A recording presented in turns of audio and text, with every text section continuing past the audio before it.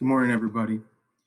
I just want to get this in front of you as soon as possible so that you have time to digest a little bit of it. We can talk about it on Tuesday in class. This week, we do not have a weekly assessment, written assessment on Friday. Instead, you're going to have something to do for the week due Friday. What I have in front of you is a way to demonstrate all of the different standards that we've laid out for this unit. Natural selection is the mechanism for change, population in the Hardy-Weinberg equilibrium, allopatric-sympatric speciation, pre- and post-zygotic barriers, phylogeny and cladistics and making those trees, and then of course this week's evidence of evolution.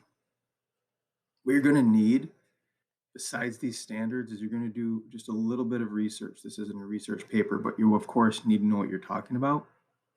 I want you to be able to use your imagination and creativity.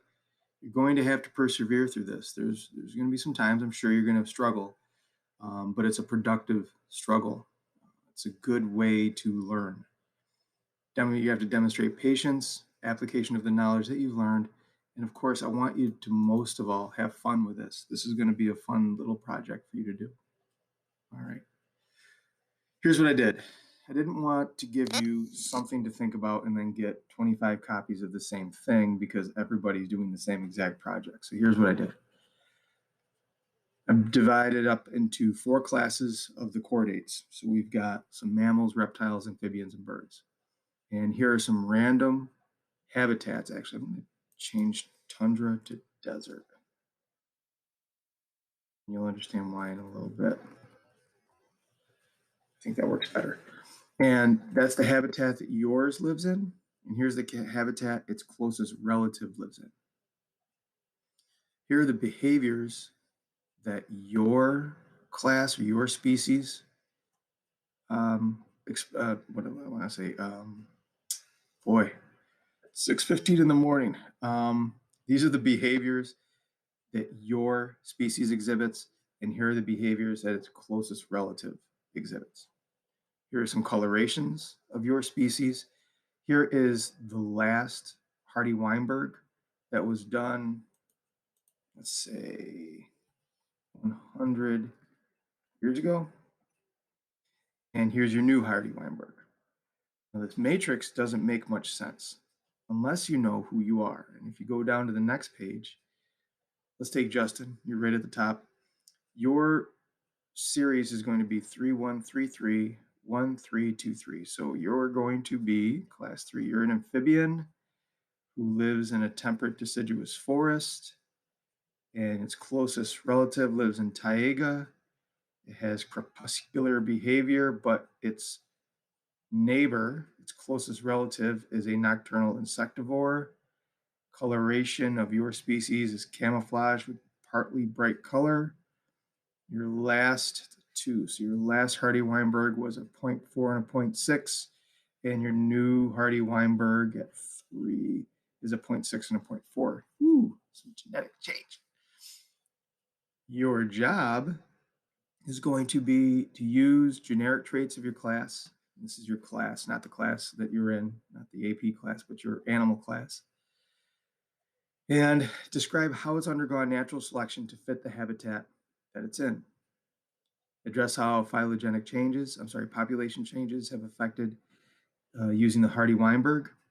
Address the type of speciation that could have happened. So see that yours was an amphibian and you are in, I think it was the taiga, and your neighbor was deciduous forest. So how did those two species split? Sympatric? Was it allopatric? I don't know. You'll have to figure that out. Design a generic clade with at least 4 species and explain why the clade is laid out. So what I did for that was I used, let me show you how I did this, sort of neat. I put all your names into a spreadsheet, and then I took all those headings from the previous Word document, and then I used something in Microsoft Excel called a RAND between. It stands for random between. And I said, I want this number to be randomly between the number of 1 and 4.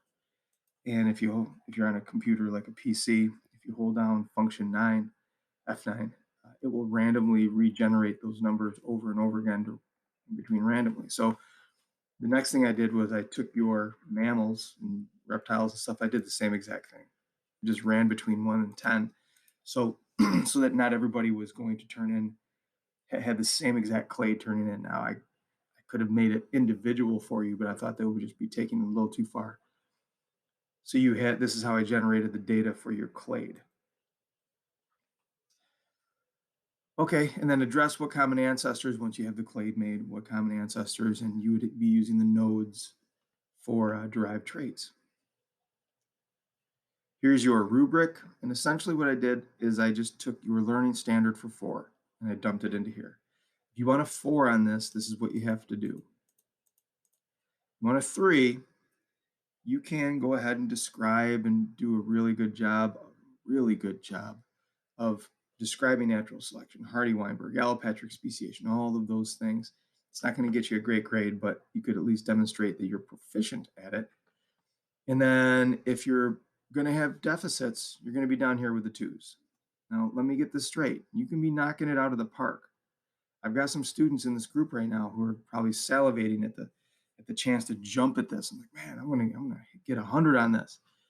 But know that when it comes to this, right, the Hardy-Weinberg, if you mess up the math, that's a 2. Sorry, that you failed to do the math correctly. So you're going to fall from a 4 to a 2. We'll talk about how to fix that later. But that's where that is. I wanted to get this in front of you right now so that you have a chance to look at here, right? Think about who you are and what your species are. And also, I'm going to change these so they're a little more clear, like your habitat and your behaviors and your coloration. But also to start getting this part going, the imagination and creativity. Obviously, there isn't enough data here to like talk about the red fox or the, Norwegian mountain lion. You're going to have to either pick some of these species on your own to compare against, or you can use a generic one that you make up in your mind, but you've supported it with enough description. I'm going to open up my office hours between 12 and 1 on Monday, and I'm expecting people to pop in to say, I don't get this, or I get this, and here are the pieces I need help with. That's probably the better way to go about it. So that's your project. It's going to be fun. I can't wait to see all these. They're going to be due Friday, and that's it. Thank you for coming to my TED Talk, and see you guys later.